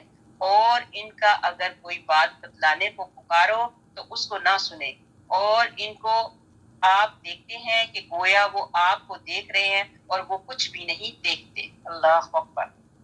معاذ بن عمرو بن جموح اور معاذ بن جبل دونوں جوان تھے, مسلمان ہو چکے تھے. اب یہ دونوں جوان تھے, یہ مسلمان ہو چکے تھے. مدینے میں رات کے وقت مشرکین کے بتوں کے پاس جاتے اور ان کو توڑ دیتے. اب یہ نئے مسلمان ہوئے تھے, جب انہوں نے دیکھا کہ شرک کتنا بڑا مطلب گناہ ہے, تو انہوں نے کیا کیا, رات کے وقت کیا کرتے تھے, مشرکین کے بتوں کے پاس جاتے اور ان کو توڑ دیتے. اگر وہ لکڑی کے بنے ہوتے تو ان کو توڑ کر جلانے کے لیے بیوہ غریب عورتوں کو دے دیتے, تاکہ ان کمبخت مشرکین کو کچھ عبرت ہو اور اپنے عمل اور عقیدے پر کچھ غور کرے۔ عمرو بن جموع اپنی قوم کا سردار تھا، اس کا ایک بت تھا، وہ اس بت کی عبادت کرتا تھا، اس کو خوشبوئیں ملتا تھا۔ وہ دونوں نوجوان رات کے وقت اس کے بت خانے میں جاتے، اس کے سر پر غلاظت کرتے۔ عمرو بن جموع آتا تو بت کو اس کیفیت میں دیکھتا تو اس کو دھوتا، خوشبوئیں ملتا اور اس کے پاس تلوار رکھ دیتا اور کہتا کہ اس سے مدافعت کرو۔ دوبارہ یہ لوگ ایسا ہی کرتے اور ابن جموع پھر دھوتا، پھر صاف کرتا، پھر اس کے پاس تلوار رکھتا۔ آخرکار ایک دن ان دونوں نے اس بت کو نکالا اور ایک کتے کی لاش سے اس کو باندھ دیا اور ایک رسی کے ذریعے ایک باولی میں لٹکا دیا۔ جب عمرو بن جموع آیا اور یہ کیفیت دیکھی تو اس کو عقل آ گئی کہ وہ بت پرستی کے اندر اعتقاد باطل رکھتا ہے۔ چنانچہ وہ کہنے لگا کہ اگر تو سچ مچ رب ہوتا تو کنویں میں کتے کے ساتھ پڑا نہ ہوتا۔ پھر وہ اسلام لے آیا اور اچھا مسلم ہو گیا اور جنگ احد میں پھر شہید ہوا۔ یہ دیکھیں اللہ تعالیٰ نے صاف صاف قرآن پاک میں مثالیں بتائی کہ ایسے ایسے لوگ ہیں، اور ان لوگوں کے ساتھ پھر ان کو جب شہادت ملی تو پھر یہ کیا ہوا؟ مسلمان ہو گیا۔ آگے ہمارے پاس آگے آیت نمبر 199، سرسری برتاؤ کو قبول کر لیا کیجیے اور نیک کام کی تعلیم کر دیا کیجیے اور جاہلوں سے ایک کنارہ ہو جایا کیجیے، اور اگر آپ کو کوئی وسوسہ شیطان کی طرف سے آنے لگے تو اللہ تعالیٰ کی پناہ مانگ لیا کیجیے، بلا شبہ وہ خوب سننے والا اور خوب جاننے والا ہے۔ یہی ہے کہ اعوذ باللہ من الشیطان الرجیم پڑھ لینا چاہیے۔ اعوذ باللہ من الشیطان الرجیم جب پڑھ لیتے ہیں تو ہم اللہ تعالیٰ کی پروٹیکشن میں آ جاتے ہیں۔ پھر یہ بھی بتایا کہ عفو درگزر سے کام لیا کرو، کبھی کوئی ایسے معاملے ہوتے ہیں تو معاف کر دیا کرو۔ آگے بتایا گیا کہ ابن عامر رضی اللہ تعالیٰ عنہ کہتے ہیں کہ میں نے حضور پاک صلی اللہ علیہ وسلم سے ملاقات کی، میں نے آپ کا ہاتھ تھام لیا اور کہا یا رسول اللہ بہترین اعمال مجھے بتائیے۔ آپ صلی اللہ علیہ وسلم نے فرمایا اے عقبہ بن عامر، جو تم سے ہمدردی نہیں کرتا تم ان سے ہمدردی کرو۔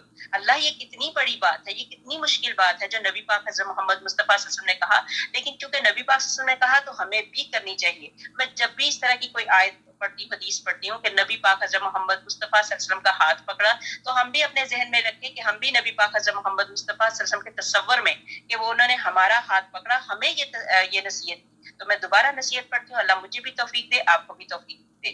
کہتے ہیں کہ آپ کا ہاتھ تھام لیا اور کہا یا رسول اللہ بہترین عمل مجھے بتائیے۔ آپ صلی اللہ علیہ وسلم فرمایا اے عقبہ بن عامر، جو تم سے ہمدردی نہیں کرتا تم اس سے ہمدردی کرو، جو تم کو محروم رکھتا ہے تم اس کو عطا سے محروم نہ رکھو، جو تمہاری ذات سے متعلق زیادتی کرے تم اس سے درگزر کرو اور بخش دو، اللہ اکبر، معاف کر دیا کرو اور نیک کاموں کی رہنمائی کیا کرو اور جاہل لوگوں سے انجان بن جاؤ۔ اللہ اکبر، یہ کام بڑا مشکل، اللہ ہمیں توفیق دے اسی طرح کرنے کی، کیونکہ یہ بڑا مشکل کام ہوتا ہے کہ جو ہمیں محروم کرے تو ہم اس کو کیسے اس طرح کر سکتے ہیں، لیکن انشاءاللہ تعالیٰ نبی پاک حضرت محمد مصطفیٰ صلی اللہ علیہ وسلم کے لفظوں میں اللہ تعالیٰ اثر ہے ہی ہے، اللہ تعالیٰ ہمارے بھی اثر عطا فرمائے۔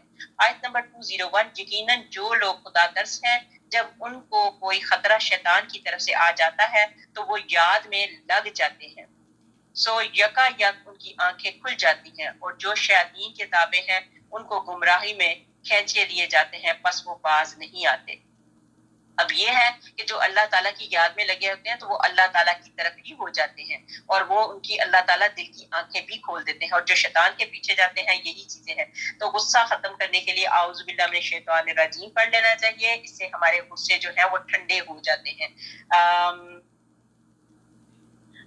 اچھا، آگے یہ ہے شیطانی وسوسوں سے بچنے کے لیے یہی ہے کہ ان چیزوں کو اعوذ باللہ پڑھ لیا کرو، یہ آیت الکرسی پڑھ لیا کرو، اس سے بڑا اچھا ہوتا ہے۔ ایک مرغی کی وجہ سے عورت کا صدر کھل جاتا تھا تو اس نے کیا کہا، کہتے ہیں کہ ایک عورت نبی پاک صلی اللہ علیہ وسلم کے پاس آئی اور اس کو مرغی کی بیماری تھی۔ حضور پاک صلی اللہ علیہ وسلم کے پاس آ کر عرض کرنے لگی یا رسول اللہ صلی اللہ علیہ وآلہ وسلم، اللہ تعالیٰ سے میری شفا کے لیے دعا فرمائیے۔ تو آپ صلی اللہ علیہ وسلم نے فرمایا اگر یہی تیری مرضی ہے تو میں اللہ تعالیٰ سے دعا کرتا ہوں وہ تجھے شفا دے دے، اور اگر تو چاہے تو صبر کر اور بروز قیامت حساب تجھ سے اٹھ جائے گا۔ تو کہنے لگی اچھا میں بیماری پر صبر کر لوں گی جبکہ مجھے حساب سے آزاد کیا جا سکتا ہے۔ اور وہ یہ کہہ رہی تھی کہ مجھے سرح کی بیماری ہے، ہوش و حواس رخصت ہو جاتے ہیں، جسم پر سے کپڑا کھل جاتا ہے، برہنہ ہو جاتی ہوں، بیماری دور نہ ہو تو دعا تو کیجیے کہ کم از کم میرا کپڑا نہ کھلنے پائے۔ آپ نے دعا فرمائی اور پھر کبھی بحالت سرا کپڑا اس کے جسم پر سے نہ ہٹا۔ جب اس کو مرگی کا دورہ پڑتا تھا تو اللہ تعالیٰ سے نبی پاک صلی اللہ علیہ وسلم نے دعا کی تو مرگی کے دورے میں اس کا کیا ہوا, سطر نہیں کھلتا تھا, تو اللہ تعالیٰ نے ان کی یہ دعا قبول فرمائی.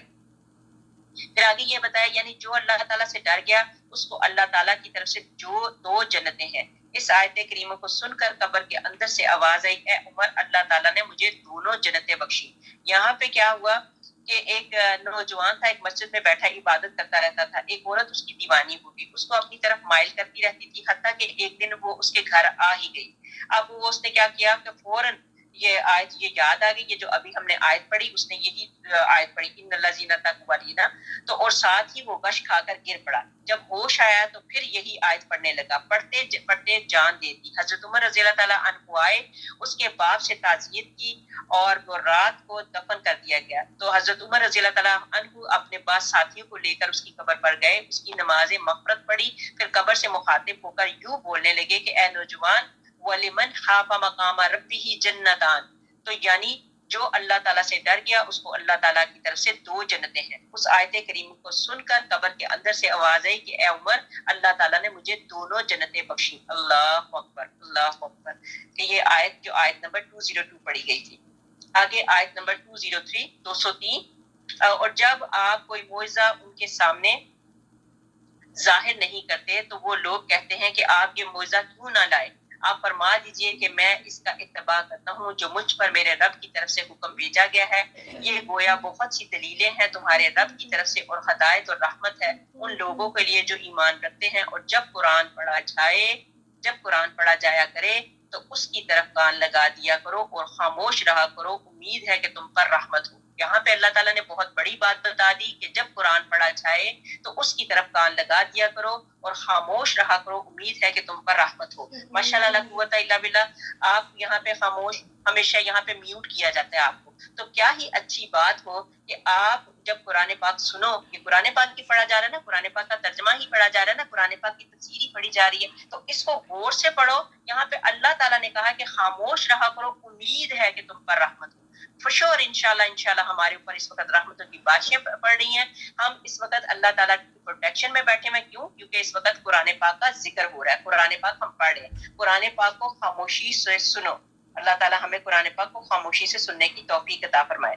اللہ جی اس قرآن کو ہمارے لیے نور بنا دے, آمین. حضور پاک صلی اللہ علیہ وسلم نے فرمایا جو قرآن کو کوئی آیت خاموش ہو کر سنے تو اس کے لیے 2 گنا نیکیاں لکھی جاتی ہیں, اور جو قرآن پاک کی تلاوت کرتا ہے قرآن قیامت کے دن اس کے لیے نور بن جاتا ہے. کتنی بڑی خوشخبری, دوبارہ پڑھتی ہوں تاکہ ہمارے دل خوش ہو جائے.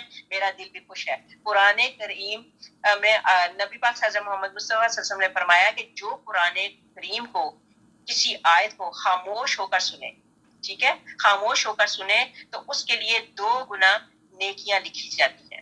اور جو قرآن کی تلاوت کرتا ہے قرآن قیامت کے دن اس کے لیے نور بن جاتا ہے. اللہ سبحانہ تعالیٰ ہمارے ساتھ ایسا ہی معاملہ فرمائے. آگے ہمارے پاس آ گئی آیت نمبر 206.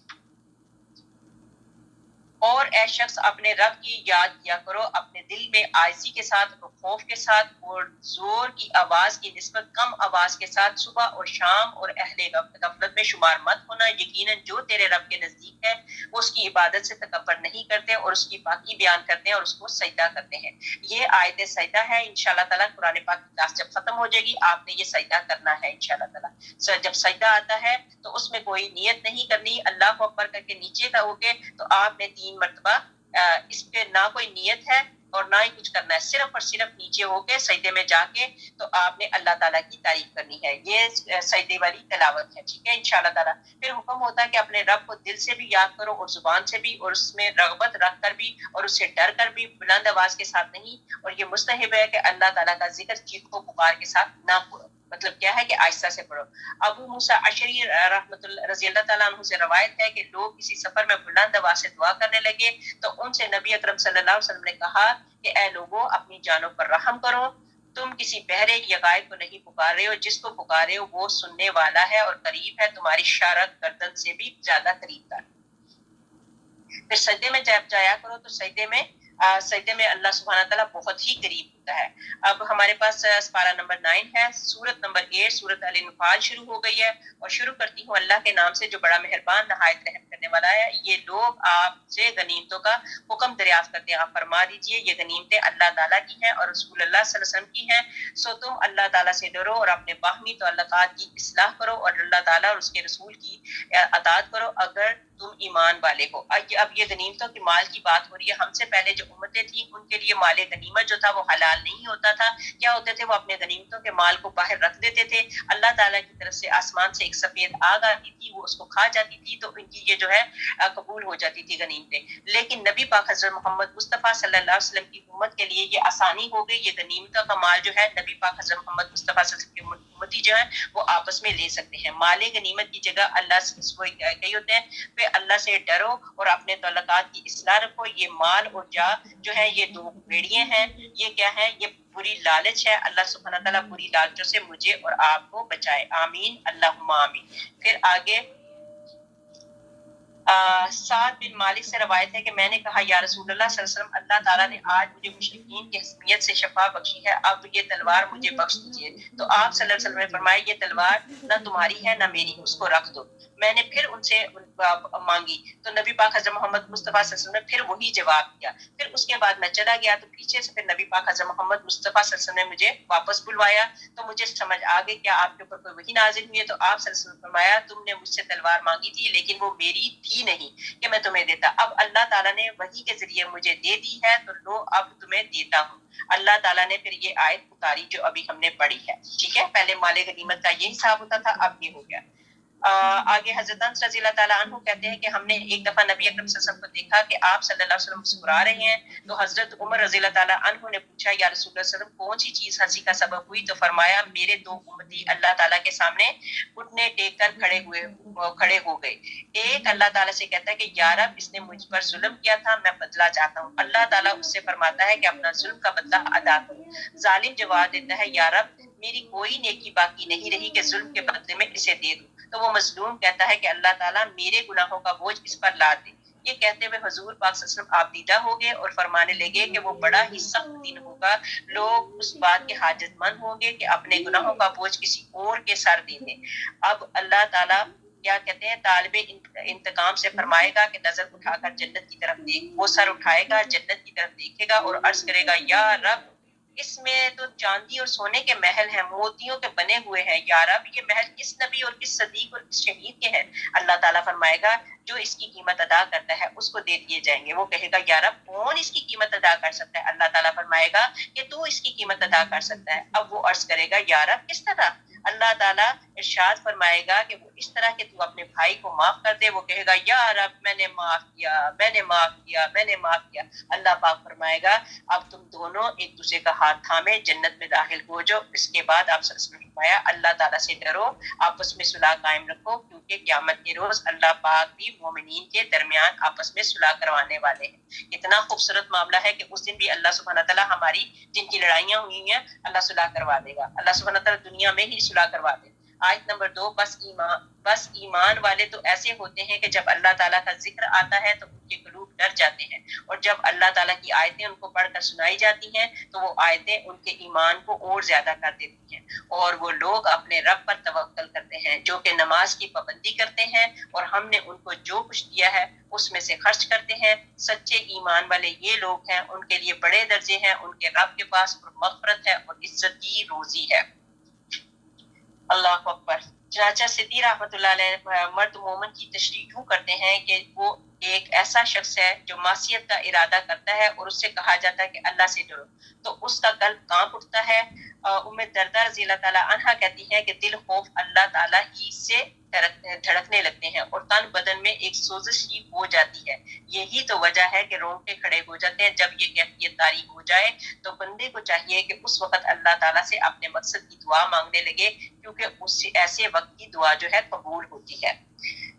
اللہ سبحانہ تعالیٰ میری اور آپ کی مغفرت کرے۔ آگے ہمارے پاس آ گئی آیت نمبر 5، جیسا کہ آپ کے رب نے آپ کے گھر سے مسلط کے ساتھ آپ کو روانہ کیا اور مسلمانوں کی جماعت اس کو گراں سمجھتی تھی، وہ اس مسلط میں بھی بعد اس کے کہ اس کا ظہور ہو گیا تھا آپ سے اس طرح جھگڑ رہے تھے کہ گویا کوئی ان کے موت کی طرف ہانکے لیے جاتا ہے۔ اور وہ دیکھ رہے ہیں کہ تم لوگ اس وقت کو یاد کرو جبکہ اللہ تعالیٰ تم سے ان دو جماعتوں میں سے ایک کا وعدہ کرتے تھے کہ وہ تمہارے ہاتھ آ جائے گی، اور تم اس کی تمنا میں تھے کہ غیر مسئلہ جماعت تمہارے ہاتھ آ جائے، اور اللہ تعالیٰ کو یہ منظور تھا کہ اپنے احکام سے حق کا حق ہونا ثابت کر دے اور ان کافروں کی بنیاد کو قطع کر دے تاکہ حق کا حق ہونا اور باطل کا باطل ہونا ثابت کر دے۔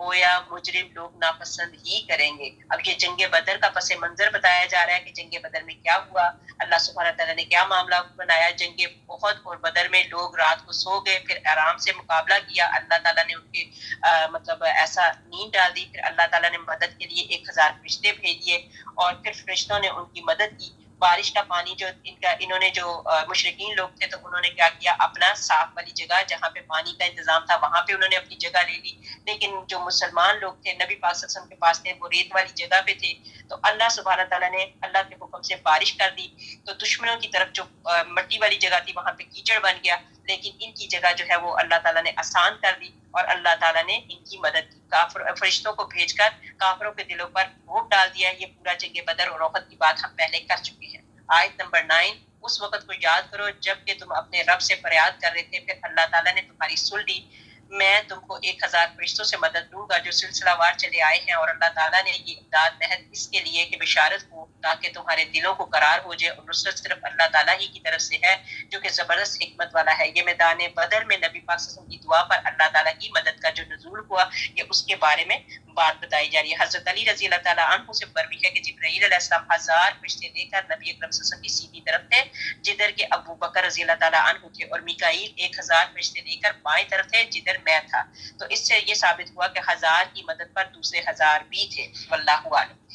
آیت نمبر 11، اس وقت کو یاد کرو جب کہ اللہ تعالیٰ تم پر اونگ طاری کر رہا تھا اپنی طرف سے چین دینے کے لیے، اور تم پر آسمان سے پانی برسا رہا تھا تاکہ اس پانی کے ذریعے سے تم کو پاک کر دے اور تم سے شیطانی وسوسوں کو دفع کر دے اور تمہارے دلوں کو مضبوط کر دے اور تمہارے پاؤں جما دے۔ اس وقت کو یاد کرو جب کہ آپ کا رب فرشتوں کو حکم دیتا ہے کہ میں تمہارا ساتھی ہوں، سو تم ایمان والوں کی ہمت بڑھاؤ، میں ابھی کفار کے قلوب میں روب ڈالے دیتا ہوں، سو تم گردنوں پر مارو اور ان کے پور کو مارو۔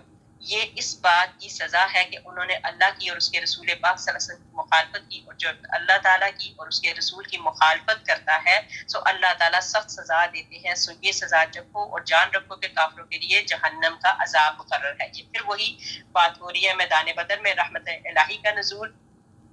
ابن مسعود رضی اللہ تعالیٰ عنہ کہتے ہیں کہ جنگ بدر میں بروز جنگ یہ اونگ اللہ تعالیٰ کی طرف سے گویا ایک امن کی شکل میں تھی، اور نماز میں یہی اونگ شیطان کی طرف سے ہوتی ہے۔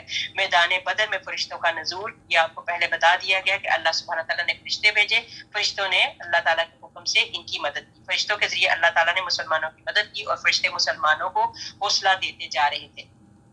آیت نمبر 15، اے ایمان والو جب تم کافروں سے دو بدو مقابل ہو جاؤ تو ان سے پشت مت پھیرنا، اور جو شخص ان میں سے اس موقع پر پشت پھیرے گا مگر ہاں جو لڑائی کے لیے پینترا بدلتا ہو یا اپنی جماعت کی طرف پناہ لینے آتا ہو تو وہ مستثنا ہے، باقی اور جو ایسا کرے گا اللہ تعالیٰ کے غضب میں آ جائے گا اور اس کا ٹھکانہ دوزخ ہے اور وہ بہت ہی بری جگہ ہے۔ استغفر اللہ ربی من کل ذنب واتوب الیہ فاغفر لی۔ اب یہ ہے کہ جہاد سے پیچھے نہ ہٹو۔ نبی پاک حضرت محمد مصطفیٰ صلی اللہ علیہ وآلہ وسلم نے کیا کیا، ان کے اوپر مٹی پھینکی، اور وہ مٹی پھینکنا وہ کہا جاتا ہے کہ وہ اللہ کی طرف سے تھی، وہ نبی پاک صلی اللہ علیہ وسلم کی طرف نہیں تھی۔ تو نبی پاک حضرت محمد مصطفیٰ صلی اللہ علیہ وسلم نے ان کے اوپر مٹی پھینکی، اور اس میں کہا جاتا ہے جو مٹی پھینکی وہ سورہ یاسین کی جو آیت پڑھی تھی تو وہ آیت کے ذریعے ہی پڑھی تھی، مطلب تو جبرائیل نے آ کر کہا کہ مٹھی بھر مٹی ان کافروں کی طرف پھینک مارو۔ آپ صلی اللہ علیہ وسلم نے ایسا ہی کیا، کافروں کی ناک، آنکھ اور منہ مٹی سے بھر گیا، اور گرد آلود آندھی سے گھبرا کر وہ پچھلے پاؤں بھاگے اور وہ شکست ہو گئی۔ آگے ہمارے پاس آگے، سو تم نے ان کو قتل نہیں کیا لیکن اللہ تعالیٰ نے ان کو قتل کیا، اور آپ نے خاک کی مٹھی نہیں پھینکی لیکن اللہ تعالیٰ نے وہ پھینکی تاکہ مسلمانوں کو اپنی طرف سے ان کی محنت کا خوب۔ اب ٹائم ختم ہونے کو جا رہا ہے، تو انشاءاللہ تعالیٰ زندگی رہی تو بنا لینے آتا ہو تو وہ مستثنا ہے، باقی اور جو ایسا کرے گا اللہ تعالیٰ کے غضب میں آ جائے گا اور اس کا ٹھکانہ دوزخ ہے اور وہ بہت ہی بری جگہ ہے۔ استغفر اللہ ربی من کل ذنب واتوب الیہ فاغفر لی۔ اب یہ ہے کہ جہاد سے پیچھے نہ ہٹو۔ نبی پاک حضرت محمد مصطفیٰ صلی اللہ علیہ وآلہ وسلم نے کیا کیا، ان کے اوپر مٹی پھینکی، اور وہ مٹی پھینکنا وہ کہا جاتا ہے کہ وہ اللہ کی طرف سے تھی، وہ نبی پاک صلی اللہ علیہ وسلم کی طرف نہیں تھی۔ تو نبی پاک حضرت محمد مصطفیٰ صلی اللہ علیہ وسلم نے ان کے اوپر مٹی پھینکی، اور اس میں کہا جاتا ہے جو مٹی پھینکی وہ سورہ یاسین کی جو آیت پڑی تھی، تو وہ آیت کے ذریعے ہی پڑی تھی، مطلب تو جبرائیل نے آ کر کہا کہ مٹھی بھر مٹی ان کافروں کی طرف پھینک مارو۔ آپ صلی اللہ علیہ وسلم نے ایسا ہی کیا، کافروں کی ناک، آنکھ اور منہ مٹی سے بھر گیا، اور گرد آلود آندھی سے گھبرا کر وہ پچھلے پاؤں بھاگے اور وہ شکست ہو گئی۔ آگے ہمارے پاس آگے، سو تم نے ان کو قتل نہیں کیا لیکن اللہ تعالیٰ نے ان کو قتل کیا، اور آپ نے خاک کی مٹھی نہیں پھینکی لیکن اللہ تعالیٰ نے وہ پھینکی تاکہ مسلمانوں کو اپنی طرف سے ان کی محنت کا خوب عوض دے۔ بلا شبہ اللہ تعالیٰ خوب سننے والے، خوب جاننے والے۔ ایک بات تو یہ ہوئی، اور دوسری بات یہ ہوئی کہ اللہ تعالیٰ کو کافروں کی تدبیر کو کمزور کرنا تھا، اللہ تعالیٰ نے ان کی تدبیر کو کمزور کر دیا۔ وہ جو آیت پڑھی تھی وَجَعَلْنَا مِن بَيْنِ أَيْدِيهِمْ سَدًّا فَأَغْشَيْنَاهُمْ لَا يُبْصِرُونَ والی جو آیت ہے وہ پڑھ کے تو انہوں نے مٹی پھینکی تھی، تو کیا ہوا کہ ان کی آنکھوں کے آگے اندھیرے چھا گئے۔ آیت نمبر 19، اگر تم لوگ فیصلہ چاہتے ہو تو وہ فیصلہ ہو تو تمہارے سامنے موجود ہوا، اور اگر باز آ جاؤ تو یہ تمہارے لیے نہایت خوب ہے، اور اگر تم پھر وہی کام کرو گے تو ہم بھی پھر وہی کام کریں گے، اور تمہاری جمعیت تمہارا ذرا بھی کام نہ آئے گی، وہ کتنی زیادہ ہو۔ اور واقعی بات یہ ہے کہ اللہ تعالیٰ ایمان والوں کے ساتھ ہے۔ یہیں تک رکھتی ہوں، انشاءاللہ تعالیٰ اگر اللہ نے زندگی کی مہلت دی تو باقی ہم اگلا پڑھ لیں گے، چونکہ اب ٹائم ختم ہونے کو جا رہا ہے، تو انشاءاللہ تعالیٰ زندگی رہی تو آیت نمبر 19 ہم انشاءاللہ تعالیٰ اگلی کلاس میں کریں گے۔ سبحان ربک رب العزت عما یصفون وسلام علی المرسلین والحمد للہ رب العالمین۔